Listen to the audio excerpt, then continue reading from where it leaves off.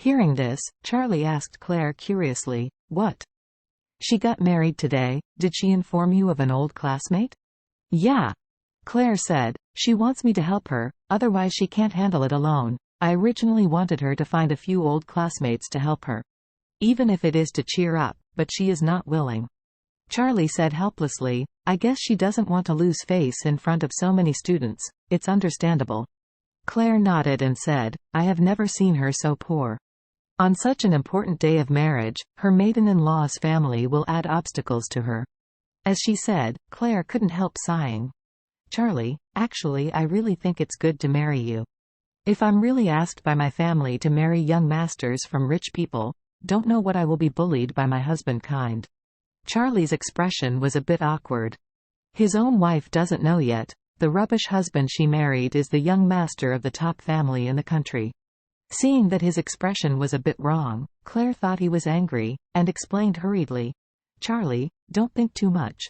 I have no other meaning, just want to say that marrying you is fine." Charlie nodded and smiled and asked her, "If someday I become the young master of a rich family, what will you do?" Claire smiled and said, "What you said is not true, because you are an orphan and you cannot be the young master of a rich family." Charlie said, "I'm just making an analogy, what if I am?" Claire smiled and said, "If you really are the young master of some rich man, then I will divorce you." Charlie asked in surprise, "Are you serious?" Claire chuckled, "What about you? Hurry up, this is the building, let's go upstairs." Charlie shook his head helplessly, and followed her into the old staircase unit. What surprised him was that today was the day when her classmates gets married, and they all walked to the door of the unit. The family still didn't even post a happy word. It seemed that they hadn't made any preparations for a girl to marry. The couple walked up the stairs together. When they reached the third floor, they heard someone arguing and yelling, "You money loser, you are really prepared to marry their house if you don't want a penny? If you just marry like this, I won't be allowed to be stabbed to death by someone in the future." The speaker was a middle-aged woman, and her voice sounded very pungent, which matched Elaine. At this time, they heard a middle-aged man shout in a cold voice, "This grandson's family is really deceiving people too much. The child is pregnant with them, and they don't even give a penny as a gift. Are they not afraid to beat the child?" A young man replied, "The talents of the Sun family are not afraid. They wish my sister beat the child, because they don't look down on my sister at all. They always think that my sister is behind their home." After finishing speaking, he said again, "Sister, why do you have to marry that man? The bastard's family is so bad. You can ask about it in our community. Whose daughter did not give the betrothal gift? My good buddy's sister, married to an ordinary family in the next county town, and the family gave 280,000 beauties. Now he has paid down payment to buy a house in the county. The down payment was made with his sister's gift, and his sister returned 50,000 for the decoration. If you marry that man, what can I do in the future?" "That's right. I don't think I'm too embarrassed by you. You have to think about it for your brother?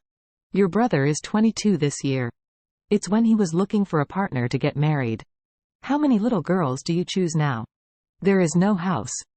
Get him ready, which girl is willing to have sex with him?" At this time, they heard a woman grievingly said, "I love Carden sincerely, and I will not spend his money when I am with him." "Really love each other?"